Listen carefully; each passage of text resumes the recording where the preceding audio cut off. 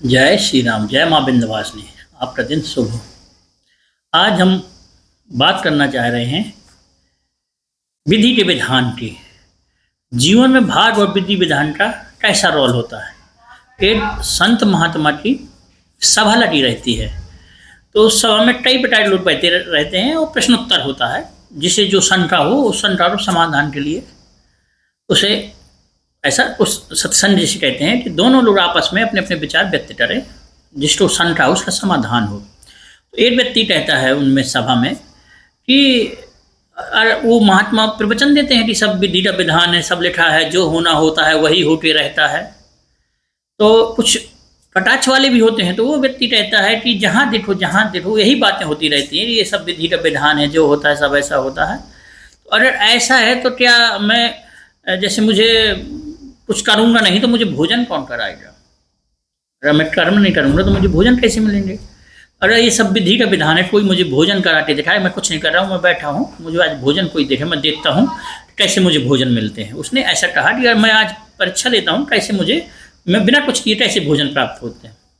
तो व्यक्ति उस सभा से उठ के चला गया और दूर जाके कहीं जंगल में या रास्ते में पेड़ में चढ़ के बैठ गया और मन में सोच रहा है कि आज मैं परीक्षा लेता हूँ कि कैसे कोई मुझे भोजन कराता है।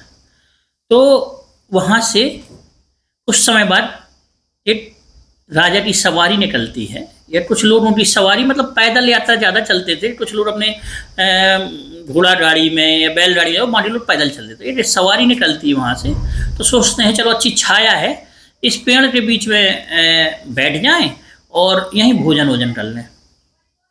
तो जब वो लोग सब कुछ खोल लेते हैं, तो जब खाने का तैयारी होती है, तो वहाँ से कहीं से उन्हें आवाज़ आती है कि कोई, जैसे वो उस समय यही था, चोरी डकैती भी होती थी और पैदल चलने वालों को लूटा भी जाता था।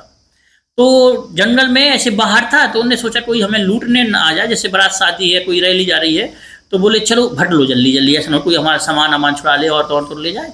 तो वो लोग खाना छोड़ के चले जाते हैं और निकल जाते, कोई हमें लूट ना ले। जो पीछे से आवाज़ आ रही थी लुटेरों की, तो वो लुटेरे वहाँ उस जगह पहुँच जाते हैं।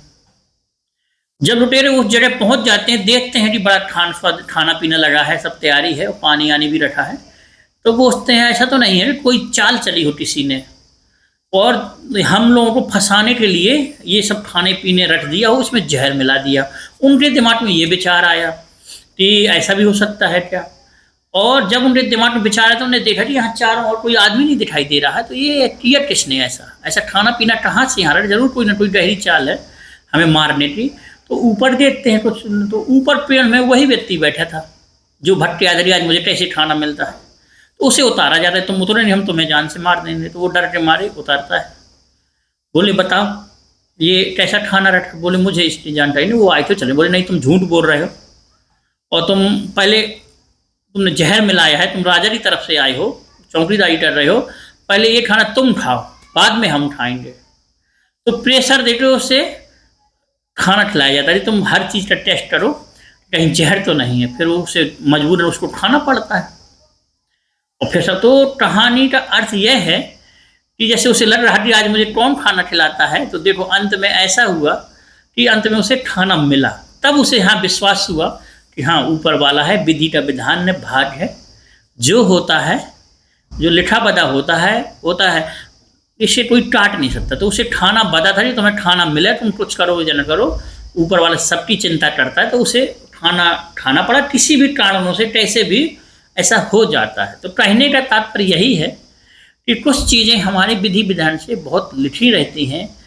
क्योंकि वो कैसे लिखी रहती हैं, वो कर्मों के अनुसार लिखी रहती हैं। क्योंकि जो हम पहले प्रारब्ध में जो कर्म करते हैं वो अपना भविष्य बनता है।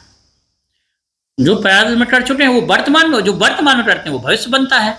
तो वो हमारे कर्मों के फल के द्वारा ही हमें ये प्रारब्ध लिखा रहता है, या पूर्व जन्म या विधि का विधान जो बनता है कर्मों से ही बनता है, अच्छा बुरा तो वो होते रहता है। कुछ जो नॉर्मल चीज़ें हैं वो होती रहती हैं, और इसलिए सब लोग अपना ईमानदारी से काम करिए। जो बड़ी बड़ी घटनाएं होती हैं वो विधि विधान या प्रारब्ध के अनुसार होती हैं, और छोटे मोटे कार्य चलते रहते हैं। जय गुरुदेव, जय महाराज।